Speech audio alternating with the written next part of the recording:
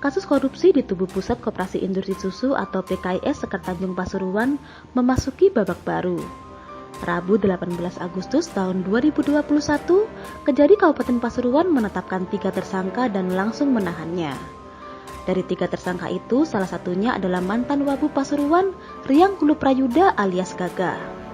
Gaga merupakan sekretaris koperasi susu yang bermasalah itu saat masih aktif. Selain Gaga, petinggi lain yang juga ditahan yakni Kusnan, mantan ketua koperasi susu setempat. Satu tersangka lagi yang ditahan yakni Wibisono, warga Malang. Ia merupakan pengurus PT Nuwer Steel, perusahaan yang bergerak di bidang pembuatan alat pengolahan susu bentukan koperasi susu itu. Usai diperiksa penyidik Kejari, ketiga tersangka keluar dengan memakai rompi tahanan. Gaga dan Kusnan ditahan di Lapas Pasuruan, sementara Wibisono ditahan di Rutan Bangil. 3 orang itu ditetapkan sebagai tersangka lantaran diduga menyalahgunakan uang negara. Kasus dugaan korupsi itu terjadi tahun 2003 dan 2004 silam. Saat itu, koperasi susu itu mendapatkan bantuan keuangan dari Kementerian Koperasi dan UKM senilai 20 miliar rupiah. Dana itu seharusnya untuk menunjang kesejahteraan peternak sapi. Namun dana itu malah dimanfaatkan untuk pembentukan perusahaan mesin pengolahan susu PT Nuwer Steel sekitar 15 miliar. Serta untuk beberapa hal lain yang sulit dipertanggungjawabkan sekitar 10 miliar. Kejari menemukan kerugian negara mencapai 25 miliar rupiah. 2004. Perkara ini adalah perkara adanya uang dari Kementerian UKM dan Koperasi sebesar 25 miliar yang dipinjam oleh gabungan susu Koperasi gabungan susu yang ada di Kabupaten Pasuruan. Mereka membuat yang namanya PKIS Sekertanjung. Barangkali sudah pernah dengar ya? Ya. Sekertanjung. Sekertanjung mendapatkan uang dari kementerian sebesar 25 miliar.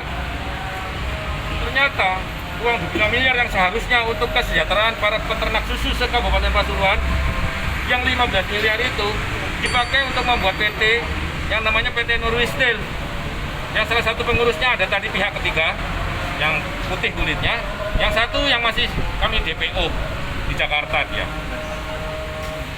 Masalah DPO dan identitas segala macamnya silakan nanti ke Kasibidus. Kemudian yang 10 juga tidak dilaksanakan sebagaimana petunjuk teknis yang dikeluarkan oleh Kementerian UKM dan Koperasi itu sendiri.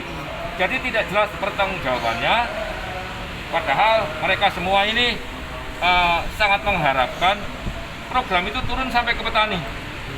Nah, nanti ini sebenarnya perkara ini, barangkali ini jilid pertama ini, ada lagi. Karena pinjaman itu tidak selesai, diagunkan lagi.